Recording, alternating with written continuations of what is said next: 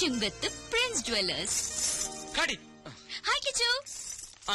നിക്കുന്നേ, എങ്ങോട്ട് വലിയ തിരക്കില്ല? അല്പം തിരക്കുണ്ടോ? നിക്കുന്നേ, എന്താ ഭാര്യയോട് പിടക്കാണോ?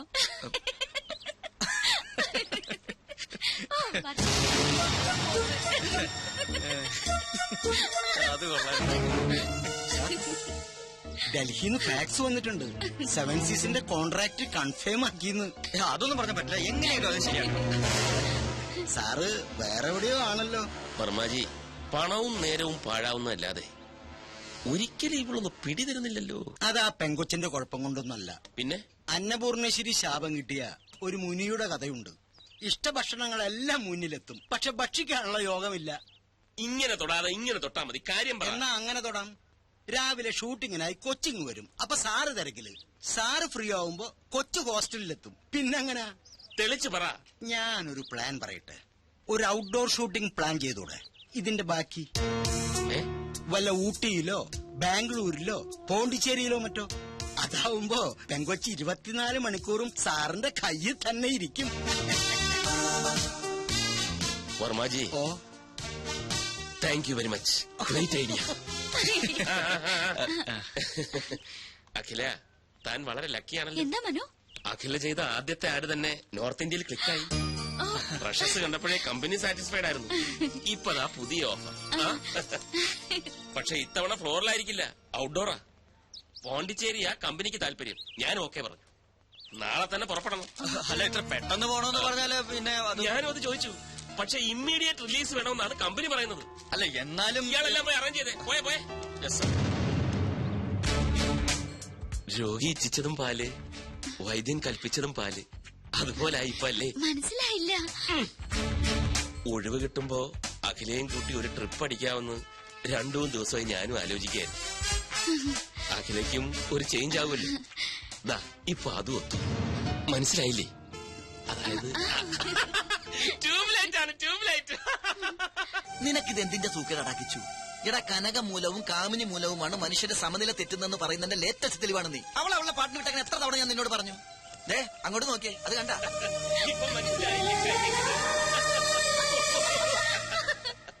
ആ സന്തോഷം നിനക്ക് കൊടുക്കാൻ പറ്റോ? പറ്റില്ല. എന്തുകൊണ്ട്? നിന്റെ കയ്യിൽ പണമില്ല. അവക്ക് വേണ്ടത് പ്രേമമല്ല, പണമാണ്. അതിന്റെ തെളിവാണ് ആ കാണുന്ന ചിരി. എടാ, നിനക്കറിയില്ല എന്തിനാ പെട്ടെന്ന് ഇങ്ങനെ ഒരു പോണ്ടിച്ചേരി ട്രിപ്പ് പ്ലാൻ ചെയ്തത്? എടാ, കുമ്പളം നടന്നത് കുരുവെടുക്കാനല്ലോ. പക്ഷെ നമുക്കെന്ത് ചെയ്യാൻ പറ്റും? നമ്മളൊക്കെ വെറും കോമാളികളാ, സർക്കസ് കൂടാരത്തിലെ ജോക്കർ. എടാ, പൂജ്യത്തിന് സ്വന്തമായിട്ട് വിലയില്ല. അത് 1-നോടോ 10-നോടോ 100-നോടോ ചേരുമ്പോ അത് 10ആയും 100ആയും 1000ആയിട്ടൊക്കെ മാറും. അതുപോലെ നമ്മളൊക്കെ വെറും വട്ട പൂജ്യം, വെറും വട്ട പൂജ്യം. അവന്മാര് പറയുന്നൊന്നും കാര്യമാക്കണ്ട. ഇനി 2 ദിവസത്തെ ഷൂട്ടിംഗ് അല്ലേ ഉള്ളൂ റജി. ഫിഷ് ഫ്രൈ ഒന്നും കൊടുക്കണ്ട, ഫിഷ് കറി കൊടുത്താൽ മതി.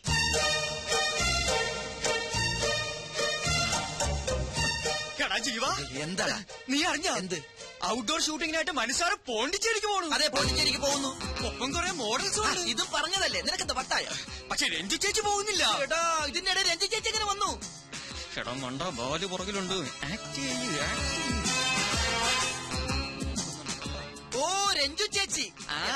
ഔട്ട്ഡോർ ഷൂട്ടിങ്ങിനായി മനസ്സാറ് നാളെ പോണ്ടിച്ചേരി പോകുന്നു. ഒപ്പം കുറെ മോഡൽസും. അതിനിടെ രഞ്ജു ചേച്ചി എന്തിനാ? എടാ ജീവ, എന്നാലും മനസ്സാറ് മോഡൽസ് മാത്രം രഞ്ജു ചേച്ചി എങ്ങനെ പറഞ്ഞു? അതൊക്കെ മനസ്സാന്റെ പേഴ്സണൽ കാര്യങ്ങളല്ലേ. ആ ട്രിക്ക് രഞ്ജു ചേച്ചി അറിയാതിരിക്കുന്നല്ലേ നല്ലത്. പോണ്ടിച്ചേരിയിലോ കോയമ്പത്തൂരിലോ എവിടെയാണെങ്കിലും പോട്ടെ. കോയമ്പത്തൂരല്ല, പോണ്ടിച്ചേരി. പോണ്ടിച്ചേരി എന്ന് പറയുമ്പോ പോണ്ടിച്ചേരിയിലേക്ക് പോകുമ്പോ പോട്ടെ. കേട്ട് കാണൂല്ലേ? കേട്ട് കാണും. അപ്പൊ ഇനി കഥ മാറും, ക്ലൈമാക്സും മാറും. നീ എന്താടാ എന്നെ വിളിച്ചത്? ജോക്കർ അല്ലേ? ഇപ്പൊ മനസ്സിലായോ? ഈ ജോക്കർ വിചാരിച്ചാൽ കളി കൊഴുപ്പിക്കാനും കുഴപ്പിക്കാനും പറ്റുമെന്ന്. സമ്മതിച്ചിരിക്കുന്നു. അപ്പൊ മനസ്സാറിന്റെ പോണ്ടിച്ചേരി പദ്ധതി ഗോവിന്ദ. എന്താടാ? ഒരു സ്വപ്നം കണ്ടതാ.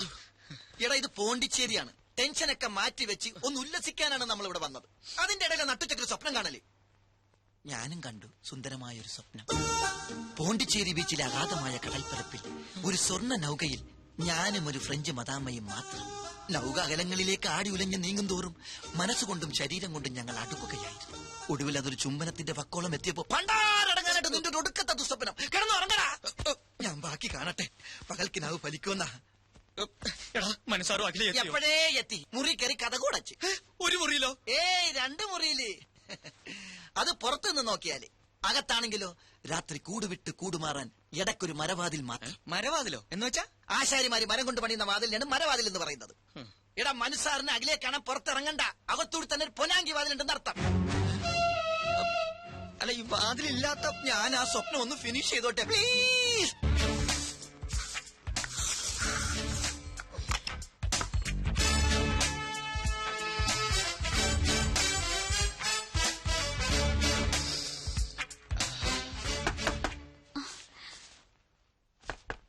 ആരാ? ഈ വാതിലിൽ വേറെ ആരും മുട്ടാൻ? ഞാൻ തന്നെയാ മനു. വാതിൽ തുറക്ക. എന്തിനാ? ഇതെന്ത് ചോദ്യം? നമുക്കിടയിൽ എന്തിനാ ഒരു മറ? നമുക്കെന്തെങ്കിലും സംസാരിച്ചിരിക്കാം. തുറക്ക് തുറക്ക് തുറക്ക്. എനിക്ക് ഉറക്കം വരുന്നു മനു. ഞാൻ കിടന്നു കഴിഞ്ഞതാ. നമുക്ക് നാളെ സംസാരിക്കാം. അപ്പൊ അതൊന്നും പറഞ്ഞാൽ പറ്റത്തില്ല. നാളത്തെ ഷൂട്ടിങ്ങിന്റെ കാര്യം പറയാനാ. ഉറക്കമൊക്കെ ഞാൻ മാറ്റിത്തരാം. ദേ ഞാൻ 10 വരെ എണ്ണും. അതിനു മുമ്പ് തുറന്നിരിക്കണം. ദേ ഞാൻ എണ്ണാൻ തുടങ്ങുന്നു. 1 2 3 4 5 6 7 അതിലേ വന്ന കൊച്ചു കള്ളി.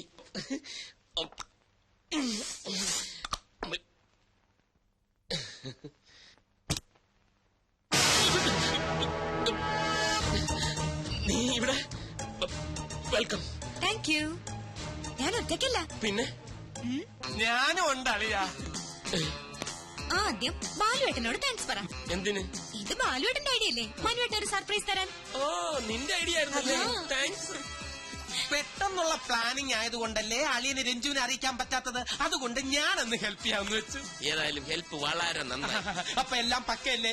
ഇനിയിപ്പൊ നിങ്ങളായി, നിങ്ങളുടെ പാടായി. ഞാൻ എന്റെ റൂം ഒന്ന് ശരിയാക്കട്ടെ. ഹാവ് എ നൈസ് ടൈം അളിയാ. വളരെ ഹാപ്പിയാ ഹാപ്പിയാ. ഓക്കേ.